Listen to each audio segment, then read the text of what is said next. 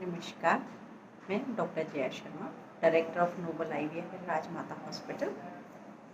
आज हम डिस्कस करेंगे एक बहुत important topic, specially in all ages, in adolescent age, in adult age, in perimenopausal age, in postmenopause. एक प्रॉब्लम होती है जिसे कहते हैं एंडोमेट्रियोसिस।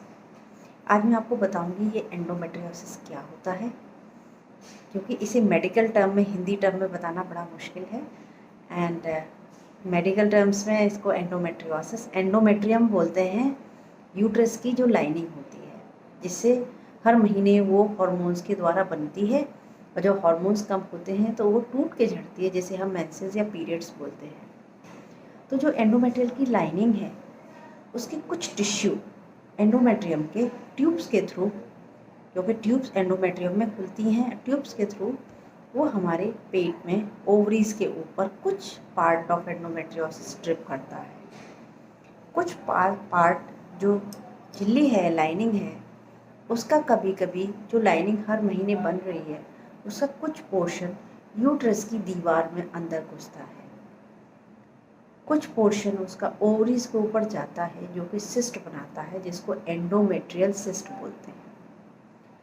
कुछ पार्ट उसका हमारे पेट में नीचे गिरता है, बच्चेदानी के पीछे, जिसे हम पीओडी बोलते हैं, और उसमें वहाँ पे जाले बनते हैं, यूट्रस चिपकता है, ओवरीज कभी कभी चिपकती हैं, ट्यूब्स चिपकती हैं, और उसके ऊपर आंतें चिपकती हैं, जिसे एडिशंस बोलते हैं, जिसे हम कॉमन टर्म्स में जाले बोलते हैं।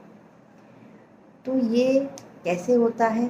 कुछ में इन्वॉल्व होता है कि कुछ जो झिल्ली वाली सेल्स हैं ये बाहर भी हैं।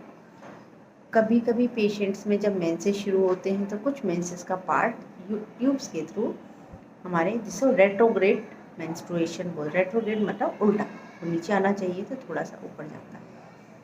तो ये कुछ चीज़ें हैं जो एंडोमेट्रियोसिस। अब इसके मेन, मैंने आपको क्यों डिस्कस किया ये बात, क्योंकि आजकल एंडोमेट्रियोसिस बहुत देखने को मिलता है, स्पेशली एडोलेसेंट गर्ल्स में, school going, college going girls में। जब मेनार्क शुरू होता है तो पीरियड्स के टाइम एक्सेसिव पेन होता है। एक्सेसिव पेन पीरियड से शुरू होने से पहले, शुरू होने में साथ में और होने के बाद, और वो पेन इतना ज़्यादा होता है कि पेन किलर्स लेने होते हैं। बच्चियाँ या लड़कियाँ कॉलेज नहीं जा पाती हैं, और उनकी क्वालिटी ऑफ लाइफ भी हैम्पर होती है, उनकी एजुकेशन हैम्पर होती है, उनका day to day lifestyle hamper होता है। तो सिंपल जो पेन होता है मेंसेस का, वो सिंपल एनाल्जेसिक से, जो पेन किलर होते हैं उससे रिलीफ हो जाता है। अगर ये पेन नॉर्मल एनाल्जेसिक से रिलीफ नहीं हो रहा, क्योंकि अल्ट्रासाउंड के इसकी फाइंडिंग अनटिल अनलेस वो कोई बहुत बड़ा सिस्ट नहीं है तब तक नहीं पता चलता। तो हमें इसको सिम्टम के द्वारा, कि पेशेंट को एक्सेसिव पेन है, वो काम नहीं कर पा रही है, उसे मेडिकेशन लेने पड़ रहा है, उसे इंजेक्शन लेना पड़ रहा है, तो इससे हमें उसका डायग्नोसिस बनाना पड़ता है। तो एंडोमेट्रियोसिस को डायग्नोस करने के लिए हमारा क्लिनिकल सस्पिशियस बहुत ज़रूरी है, कि पेशेंट की हिस्ट्री बहुत ज़रूरी है। अब जब लड़कियां बड़ी होती हैं, शादी होती है, तो शादी के बाद फिर प्रॉब्लम शुरू होती है इनफर्टिलिटी की। इनफर्टिलिटी में क्योंकि जिनको एंडोमेट्रियोसिस होते हैं उनकी एग क्वालिटी अच्छी नहीं होती है, उनका फॉलिकुलोजेनेसिस अच्छा नहीं होता, इम्प्लांटेशन जो बच्चा चिपकता है वो अच्छा नहीं होता, नलियाँ इधर उधर चिपक जाती हैं, या ओवरी में सिस्ट होती हैं तो अंडे अच्छे नहीं बनते, तो इससे इनफर्टिलिटी की प्रॉब्लम भी क्रिएट होती है।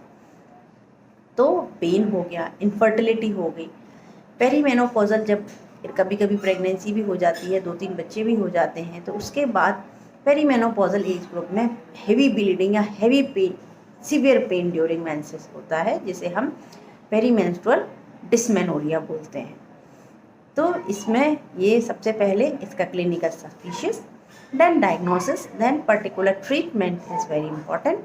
टाइम से आप आए, टाइम से आप डॉक्टर से सलाह लें, ना कि सिर्फ पेन किलर खाते रहें। प्रॉपर अल्ट्रासाउंड या एमआरआई की ज़रूरत है तो वो कराएं। इसमें ट्रीटमेंट के मामले में कुछ टैबलेट्स, कुछ हार्मोन्स, कुछ इंजेक्शंस दिए जाते हैं, और इनफर्टिलिटी है तो हम लैप्रोस्कोपी, गोल्ड स्टैंडर्ड होता है जिसके हिस्ट्रोस्कोपी और लैप्रोस्कोपी होता है, वो करते हैं, जिससे कि हमें चीज़ें पता चले कि कौन सी ग्रेडिंग है, माइल्ड है, मॉडरेट है या सीवियर। तो इसे ग्रेडिंग करते हैं और उसके आधार पर फिर इनफर्टिलिटी का ट्रीटमेंट शुरू करते हैं।